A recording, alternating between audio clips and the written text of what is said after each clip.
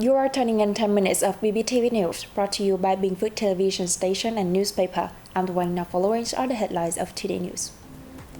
Binh Phuoc earmarks over 113 billion Vietnam dong to improve employee lives. Binh Phuoc strives to build competitive durian industry. Government teleconference with localities opens. Deputy Prime Minister appreciates World Bank support for Vietnam's development. The Labour Confederation of the Southeastern Province of Binh Phuoc recently reported that significant investment of over 113 billion Vietnam dong has been made in improving the lives of local workers. At a meeting with the Secretary of the Provincial Party Committee, Nguyễn Mạnh Cường, the Labour Confederation highlighted the implementation of resolutions, plans, and action programs assigned by the committee since the beginning of the 2020-2025 tenure. In implementing Resolution Number 1 from the Provincial Party Committee, the Labour Confederation has promulgated an action program resulting in 1,272 affiliated trade union organizations with over 112,000 members, realizing nearly 75% of collective labour agreements. The organizations have taken care of over 309,000 members during holidays such as the traditional Lunar New Year, Tết, or Worker Month, at a cost exceeding 113 billion Vietnam dong. The Confederation has also spearheaded campaigns to build 66 trade union shelters, costing over 3 billion Vietnam dong, and supported union members and workers affected by COVID-19 with nearly 12 billion Vietnam dong. Secretaries of the Provincial Party Committee Nguyễn Mạnh Cường encouraged the Party Committee, the Standing Committee and trade union organizations around the province to continue recognizing the need of employees, especially those at enterprises. He also requested that relevant parties consult with the Provincial Party Committee to effectively implement policies in support of employees and to provide them with vocational training. During a training course on phytosanitary regulation for durian export to China, Director of the Post-Import Plant Quarantine Center 2 at the Plant Protection Department, Phan Thị Thu Hiền, expressed an expectation that Southeastern Binh Phuoc Province, along with the entire country, would build a high-quality durian industry capable of competing in the global market. The training was jointly held by the Plant Protection Department and the Department of Agriculture and Rural Development. Course participants were provided with information relating to plant quarantine regulations for durians officially exported to the Chinese market. Information included the production process, production diaries, inspections and monitorings of durian growing, and the development of planting area codes. Binh Phuoc is home to over 5,200 hectares of durian cultivation, 17 planting areas, and 3 durian packaging facilities, with a total areas of more than 1,000 hectares granted codes for officials to export to China. Forest rangers from the Vu district in the southeastern province of Binh Phuoc have coordinated with the People Committee of Tân Hoa Commune and the B58 Services Trading Production Joint Stock Company to release a crested serpent eagle back into the nature. The eagle were discovered by Ngô Quốc Đạt in Tân Thiên Woods, Dong Xoài City in mid-June, while he was searching for mushrooms in Dong Phu district. As he had never encountered the bird species before, Đạt did some research on social networks and determined it was a crested serpent eagle, an endangered rare animal in need of conservation. The eagle weighed just 1 kilo. After more than 2 weeks of care, its health has stabilized to a level where it could be released back into its natural habitat in Dong Tân Hamlet, Tân Hoa Commune.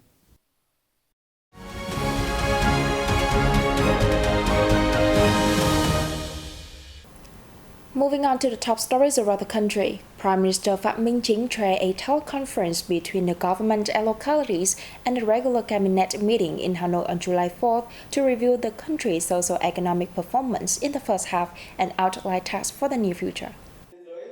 Speaking at the event, Prime Minister Truyền said despite complicated developments in the world, ministries, agencies, and localities have taken concerted efforts to basically meet overall goals in June and the first half of this year. The macroeconomic situation remained stable, inflation was brought under control, and growth was promoted while major economic balances ensured.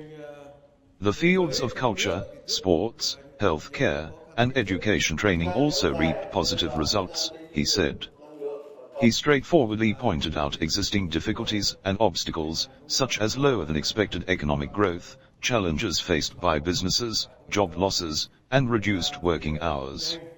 The Prime Minister requested that ministries, agencies and localities maintain macroeconomic stability, control inflation and ensure the economy's balance, with priority being given to solving difficulties for production and business. Participants discussed the state budget in the first half and a report on mobilizing official development assistance and foreign concessional loans, among others. Chairman of the National Assembly Vương Đình Huệ and the National Assembly delegation of Hải Phòng City met with local voters on July 4th.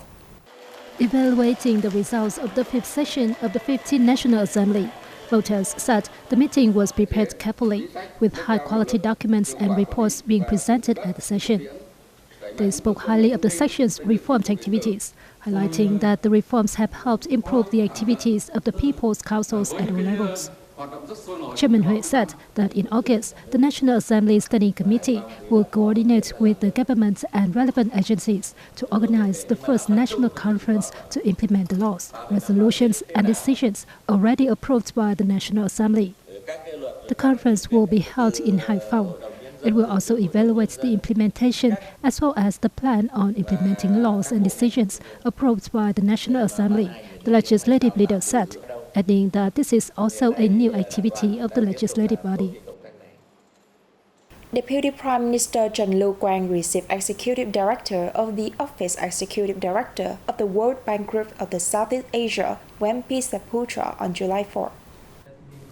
Executive Director Binh Phuoc spoke highly of the recovery and development of Vietnam's economy after the pandemic, affirming that the World Bank will continue to accompany and support the Asian country. The Deputy Prime Minister highly valued cooperation results between Vietnam and the World Bank, which he said have contributed to helping Vietnam promote its socio-economic development. The Vietnamese officials said Vietnam always attaches importance to the support and assistance of the World Bank. Binh Phuoc said the new mission and priorities of the World Bank are very consistent with the development goals of Vietnam, and the bank will continue to accompany and support Vietnam to overcome new challenges. Vietnam's largest private carrier Vietjet Air has officially reopened direct routes connecting the central city of Da Nang and Pearl Island Phu Quoc in the southeast province of Kiên Giang with Hong Kong, China from July 3rd. The carrier decided to resume the routes, based on the increasing demand from people of the two sides. On the first day of the resumption, passengers were warmly welcomed. The Phu Quoc Hong Kong route will be operated with 3 return flights per week, on every Tuesday, Thursday and Saturday. Meanwhile, the route connecting Da Nang with Hong Kong will have 4 return flights per week, on every Monday and Wednesday. From now until the end of this year, the carrier applies many promotion programs, which provide tickets with attractive prices to customers. A ceremony was held in Hanoi on July 4 to send off footballers to the 2023 FIFA Women's World Cup, which is scheduled to take place in New Zealand and Australia from July 20th to August 20th.